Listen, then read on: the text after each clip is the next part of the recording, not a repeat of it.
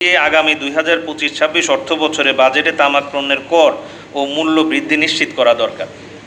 এটা আমাদের সকল সংগঠন, সকল জোট থেকে বারবার আমরা বলে যাচ্ছি যে তামাক পণ্যের কর আর মূল্যটা বৃদ্ধিটা নিশ্চিত করতে হবে। অনেক সময় এটা হলেও মাঠ পর্যায়ে যে অনেকে পায় না যে এটা মূল্যটা নিশ্চিত হয় না। সিগারেটের 4টি মূল্য স্তর নিম্ন, মধ্যম, উচ্চ, অতি উচ্চ কমিয়ে নিম্ন ও মধ্যম স্তরকে একীভূত করে 3 স্তরে নামিয়ে আনা এবং 10 শলাকার প্যাকেটের সর্বনিম্ন খুচরা মূল্য 90 টাকা নির্ধারণ করা।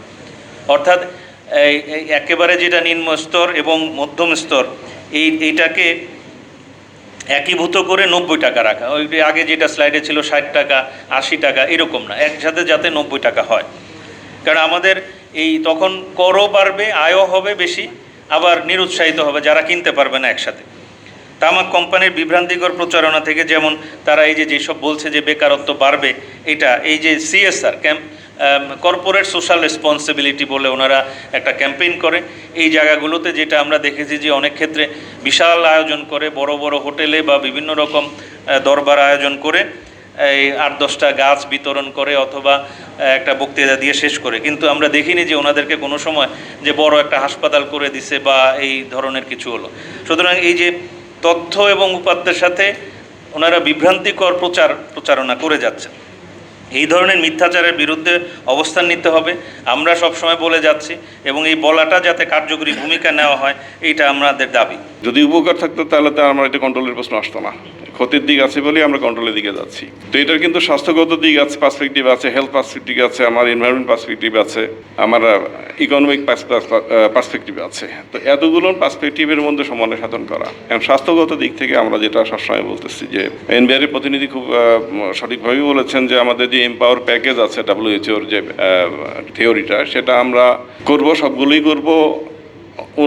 যে শেষে মানে এই অ্যালফাবেটিক্যাল যে অ্যারেঞ্জমেন্ট সেটা অনুযায়ী শেষে চলে গেছে হচ্ছে রেইজ ট্যাক্স, কিন্তু আসলে বাস্তবতা হচ্ছে প্রত্যেকটাই সমান গুরুত্ব দিয়ে একই সঙ্গে করতে হবে। কোনোটাকে পিছনে ফেলে রেখে এগুলো আর একটা মাথা চারা দেবে। অর্থাৎ প্রত্যেকটা ওই এমপাওয়ার প্যাকেজের প্রত্যেকটা কাজই হবে একসঙ্গে এবং সঠিকভাবে গুরুত্ব দিয়ে করতে হবে, কোনোটাকে বাদ দিয়ে আলাদাভাবে করা যাবে না, তাহলে আরেকটাতে ফেল করবো আমি। বিষয়টা এটা এখানে প্রশ্ন এসছে যে হেলথ মিনিস্ট্রি বা সরকারের পক্ষ থেকে আমরা কোনো প্রস্তাবনা দিচ্ছি কিনা এই কর বৃদ্ধির বিষয়ে, প্রথম যে অংশটুকু আছে। তো এটা প্রতি বছরেই আমরা দিয়ে থাকি, প্রতি বছরেই আমরা এনবিআর সঙ্গে বসি, এনবিআর যখন মিটিং কল করে আমাদের কাছে যখন প্রস্তাবনা চায় আমরা দিয়ে থাকি। এবারও আমরা পাঠিয়েছি, সেখানে আমরা এই বিষয়গুলো অ্যাড্রেস করেছি আমাদের প্রস্তাবনায় হেলথ মিনিস্ট্রির পক্ষ থেকে যে কর বৃদ্ধির বিষয়টাই। এর মধ্যে একটা যেটা এনবিআরের প্রতিনিধি অলরেডি বলেছেন যে খুব গুরুত্বপূর্ণ একটি ঘটনা, আমরা বলবো যে বাংলাদেশের ইতিহাসে এইটাই প্রথমবারের মতো ঘটেছে, সেটা হচ্ছে যে আপনার অলমোস্ট বাজেটের আগেই ট্যাক্স বৃদ্ধি ঘটেছে একটা সাইড।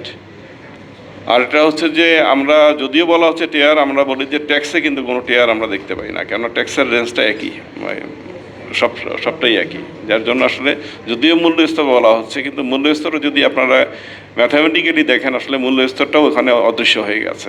তো এই জন্য আমরা আন্তর্জাতিক স্বীকৃতিও পেয়েছি। উনি উল্লেখ করেছেন WHO অলরেডি আমাদের স্বীকৃতি দিয়েছে, আমাদের অ্যাওয়ার্ড অলরেডি আমাদের স্বাস্থ্য মন্ত্রণালয়ের পক্ষ থেকে মাননীয় বিশেষ সহকারী অলরেডি WHO-র যে এই মুহূর্তে সম্মেলন হচ্ছে জেনেভাতে, সেখানে উনি রিসিভ করেছেন এটা।